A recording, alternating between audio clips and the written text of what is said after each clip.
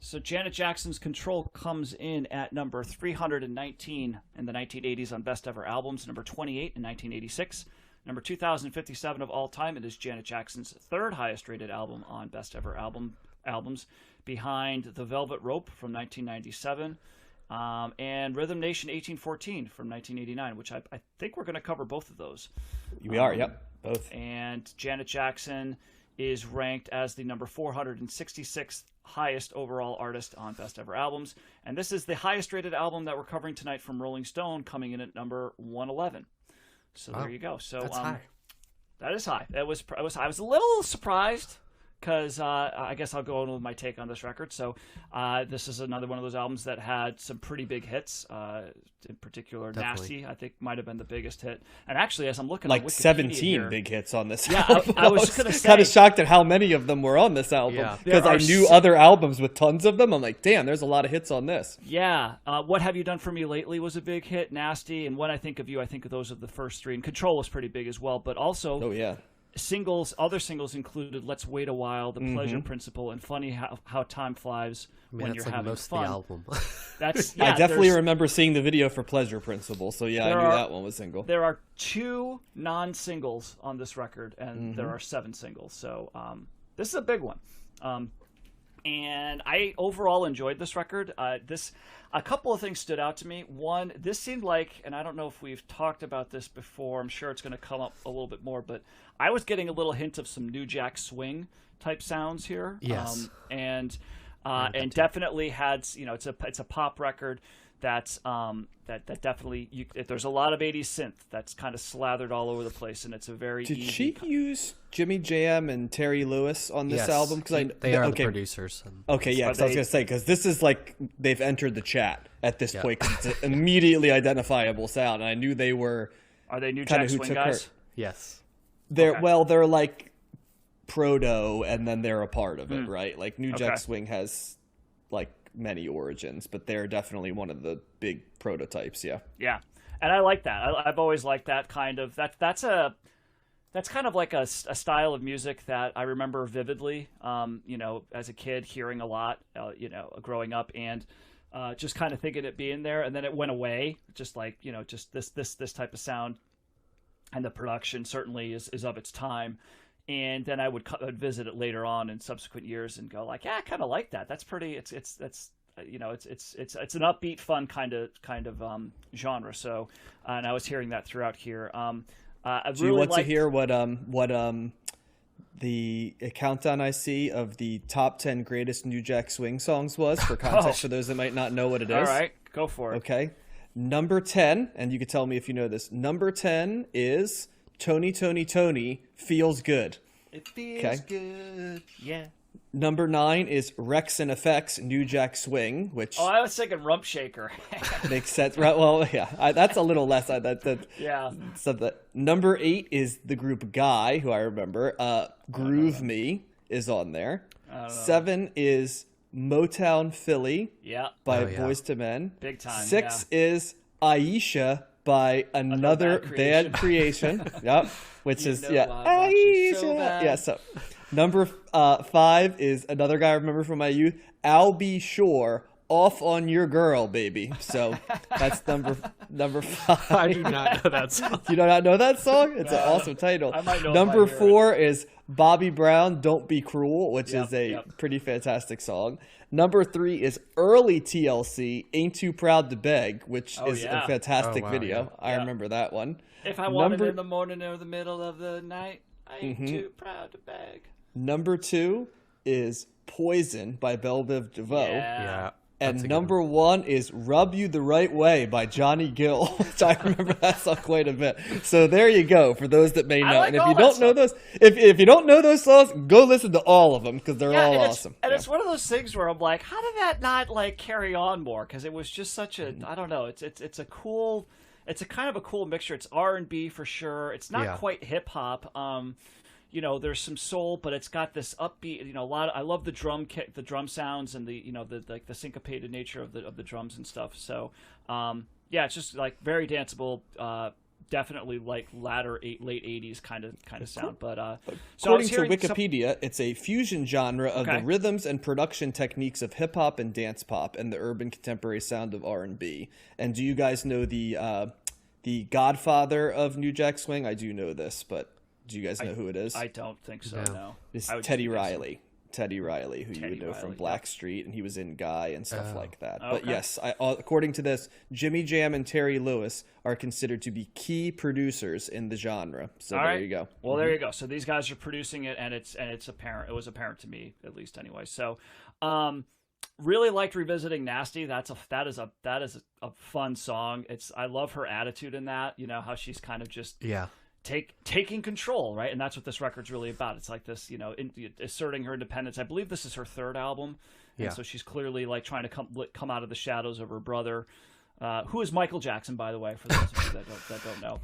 And Fame. She was on that show Fame. Do you remember that? Like she was kind of like, Do you recall like kind of what her marketing was for this album? Like, was she like a kind of like girl next door, and now they're like trying to push her in a different direction or something? Yeah, this is the one that established her independence, so to speak. I remember a lot more of the marketing for like Rhythm Nation 1814, which was a lot of like black and white, like industrial feel to it. So I definitely remember that being in my in fact, I remember asking for that album and stuff. But yeah, this was a little before my time, but I think Matt's right. I think this is like the I'm no longer just the girl next door, album. Yeah. It's like I'm all grown up. Yeah. Well, I remember the music videos for that later album. They're so influential. I think Fincher shot the one in the factory, Rhythm black Nation. and white one. Yeah. No, and I remember the videos from this. So I was like 8 when this came out, so my memory was starting to solidify, if you will. But I think a lot of the songs on here are pretty good.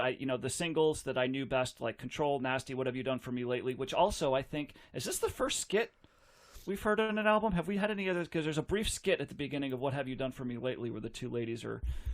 Do we count like The Who when they're doing the commercials and stuff? Like does that count as a skit? I don't know. That maybe. Okay, maybe. But Mothers of Invention had some stuff that kind of veered into that area too. I guess. I mean, skits to me were very prevalent in '90s hip hop, and and this is kind of like maybe towards the beginning of that. But anyway, and like 90% of them, by the way, like do not pass the modern context. By the way, like what the skits were, they particularly stand out. Yeah. So, and I liked When I Think of You. I liked the production there. So most of these songs I liked. I wouldn't say that I love this record. I think I this is more of and I like it. I think that there's other kind of more pop, albums that, or songs maybe that I liked a little bit more. But some pretty strong songs. I'm not a fan of the last two. That's where she starts her ballads, and it's kind of like it starts to. I start to lose interest around there, but I really like the Pleasure Principle. That wasn't a song that I was familiar with before. I thought that was a pretty solid track there. So overall, pretty solid here for Miss Jackson, if I'm nasty. And I think I would give this a slight thumbs up. It's not a huge thumb up, but it's definitely a thumbs up for me. I don't know, man. Some of these more R&B type genres, the ballads, I'm definitely more of the upbeat dance poppy, fan of that stuff rather than the kind of like the slower love ballads that don't move me as much, I guess. But overall, this is a fun record and I would recommend it. Well, you know what, Matt? I'm going to take that slight thumbs up you gave and I'm going to jack it all the way up to the sky because this album was awesome. This is like top tier pop. Not just 80s pop, but like in general. There's undeniably great beats on this. I love the production is so clean, but also accessible in its own way. It really navigates something that we haven't heard a ton, right? Which is crossover music that is also definitively, I guess, what was being called urban music at this time, right? So like you could see it played on both mainstream radio and black radio, right? And up to this point, there aren't many artists, right, that have that cross. It's not really since like the late 60s that we saw with Motown and, you know, even like Sly and the Family Stone and stuff. Because in the 70s, music started to once again get a little bit more segregated. I guess you had things like disco, right, and pop, they could kind of go in, but they were considered to be a little bit more lightweight and disposable, right? Whereas this, I feel, is designed to be substantive. I also always... Janet Jackson is just this massive artist, and I'm always fascinated when somebody, and we're going to cover REM tonight, which I use as like a band example of it. I'm always amazed when somebody is just gigantic for like 15 years, but then when like their career starts to go, then you don't like hear about them for a decade, right? And it's just fascinating to me that after the Super Bowl, what was that, 2004-ish, around that area, that like just Janet Jackson just fell off the face of the earth, because you're just like, you know, Pleasure Principle, What Have You Done For Me Lately, When I Think of You, you know, these are, I mean, Control, Nasty, these are all massive songs that I heard hundreds of times, maybe in some cases thousands of times, right, growing up. And to be Janet Jackson and have your brother be Michael Jackson and still be able to carve out your own lane is kind of remarkable when you think about it, because it doesn't seem like it should happen. And she certainly wasn't reinventing Michael Jackson's lane, by the way, I'd like to point out. Like, she was also a pop star, but she was definitively a pop star that occupied a different landscape. And I think the landscape is sort of like somewhere in between, because Janet Jackson's albums, and they're going to get even more so in the 90s, right? Like, for sure. But there's always like quite, from this album on, like a twinge of pretty overt sexuality on these albums. I mean, one of these albums is largely just her talking her way through an orgasm, pretty much. Like, and so, which is Princean, you know what I mean? It's kind of like a Prince song, but with Janet Jackson. Janet? I think that was from 1993, where she did that album that was like... No, I mean on this album. No, on this album. Oh, you said one of her albums was... Oh, I thought you said one of her albums was very sexual. Well, The Velvet Rope and Janet both are very sexual, like, for sure. I mean, and, you know, later, I remember she had songs like called like Throb and stuff like that, you know, and her videos are very sensual and sexual, right? Like, she became like a pretty significant sex symbol, you know what I mean, by the time the 90s roll around. At this point, I think she's still kind of, you know, easing her way into it and showing you that she can be that. And obviously, you know, in 80s pop, you know, the female pop star, it was kind of difficult, right? Because you either got put in like the sexual lane, or you got put in like the quirky lane, right? And it was hard to kind of navigate without being bundled into one. And probably Janet Jackson's as close as you got to someone who was able to occupy, I wouldn't say quirky, but like a lane where she was substantive enough, right, to be considered a serious mainstream pop star, but also sexual enough that she didn't come across as sexless, you know. And, you know, over time, you know, kind of she, you know, a different type of music, but she kind of, you know, did the thing that a lot of artists do, where you discover your sexuality as you go on, and it becomes more overt, right? Especially when you feel like you're sheltered early in life, and then you come out of your shell. But Matt nailed it. I mean, there is that New Jack Swing sound here, with the drum machine, and but not in the way that like Phil Collins or that type of 80s pop uses the drum machine. It's different, you know what I mean? It's definitively tied to you know, 70s music that would have been played on black radio, right? As opposed to, you know, Phil Collins was sort of pulling, I think, from more of a electronic music type of feel.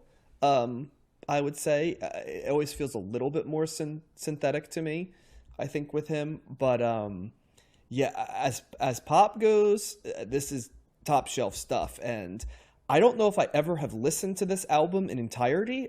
It's one of those albums you feel like you have because you've heard every song, basically.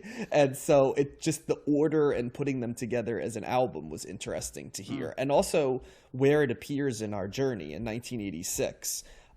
I think this is where you start to hear like, oh, okay, now the sounds of my youth are starting to creep in, which I knew was going to come eventually, right? But I wasn't sure when, and it's like, okay, now we're starting to get to sounds and production that sounds like the type of stuff that was formative for me in the real time. And this is one of the first albums that we've covered where I'm like, okay, early 90s style production and late 80s production is coming. So, yeah, this one gets a strong thumbs. I've got other things to say, but I don't want to take away from Josh. So I want to hear what Josh has to say about this.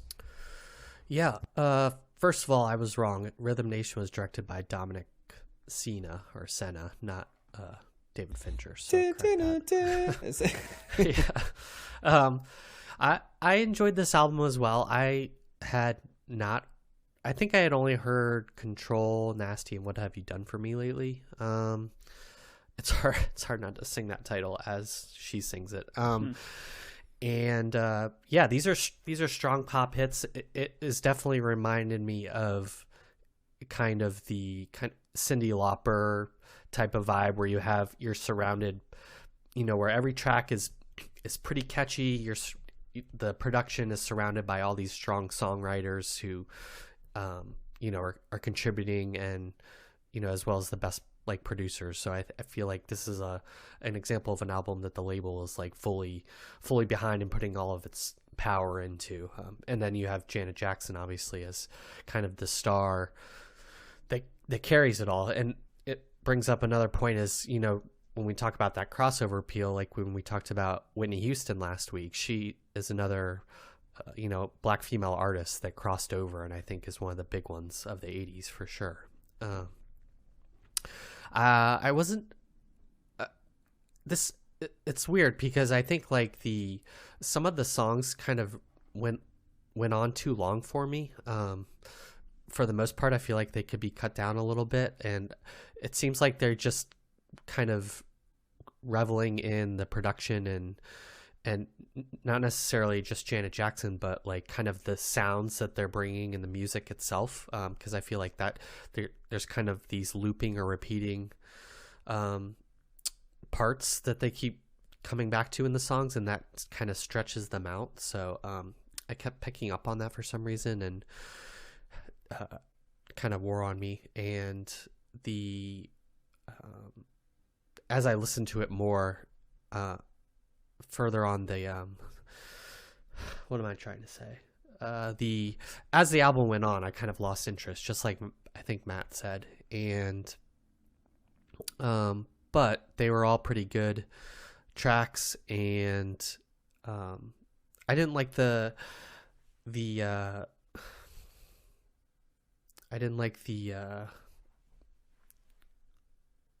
kind of the slower love songs as much, but I really kind of like the big hits that I had heard before, like Control and Nasty. And I think the other thing too is that Janet Jackson's sounds like she's having fun.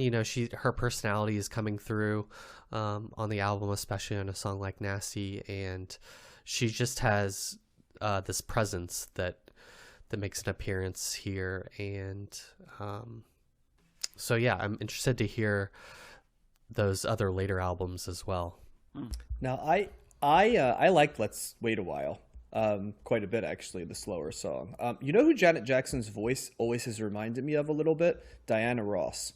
It's got that wispy voice. Velvety. It's not like this big powerhouse voice, but I think hers is a sexier version of Diana Ross's voice, whereas Diana Ross's is very delicate. Like, I feel like Janet Jackson takes sort of that, like you said, yeah, that delicate velvety sound, and there's a little bit more gravitas behind it, but she is not what I would call a belter, right? Like, as a singer, she's more finesse than power. And I like that about her. I think because of that, she's particularly agile in pop songs. And I like her in ballads, even if they're hokey. Like I can remember there was like a hokey ballad from, I think it was Janet, called like Again, right? That's sort of like a tin plate, like, standard song. But there's something about the way that Janet Jackson sings it that evokes emotion from it. And I always can kind of appreciate that, she could take that material and elevate it a little bit. So I might be a little higher on this album than you guys. I know the Rhythm Nation 1814 album extremely well, and I know the 90s Janet Jackson albums and early 2000s very well because my college roommate was a huge Janet Jackson fan. So I heard quite a bit of her work. I've ever met any huge Janet Jackson fans. Just now you had to meet my college roommate because he was a big one. I've met many, but I think that might also speak to our respective growing up scenarios, Matt, maybe. So yeah, but she was still a huge like arena filling star. So but she was like you said, a top John, 3 pop star of the 90s. Right. Like it's not even in question if it was. She just, So it's always interesting, like you said, that people don't talk about her more. Well, she just stopped, right? As John, she was huge. I remember when her self-titled, when Janet came out in '93, it was all over the place. There's another singles all over the place, and that's also where she was like, that's like the sexual album when she was like posed naked for the cover, like but all of her albums are sexual in their own way. That just had more sexual imagery, right? Well, it was more sexual on this. Yeah, but that was her image was way more overtly sexual on that than on this. Like just look. Well, at what do you think the videos. pleasure principle is about, Matt? Like, in case I know you're not a lyrics guy, but it doesn't take much to figure. No, that I know, out. but I'm talking the visual presentation of her and how that was marketed was way more. That was like okay, that was a different level. But then she was around a little bit, and then she fell off, like in terms of her popularity and like being talked about and whatnot. So there will be people who say she basically got unfairly canceled because of the Super Bowl thing. Oh, That's yeah, kind for of sure. been a thing Oh, right. Justin Timberlake got to have a career and she got to take all the heat for it. So that's not a unfounded or unfair, in my opinion, theory a little bit, because it's amazing how only one person seemed to get. There were 2 people involved in that, but only one seemed to get the flack. So yeah. But this was big. This sold. It says it sold over 10 million. So did pretty well. It sounds like it should have too, because I enjoyed this. This was a very easy listen for me, and a very familiar and comfortable sound. And yeah, I'm absolutely glad we covered it. Cool. Okay. Any final thoughts before we move on to Seg 2? Nope. We will. We'll see her again in a couple episodes. So couple different times we'll be covering her, which is good. It's gonna be fun to watch her evolution.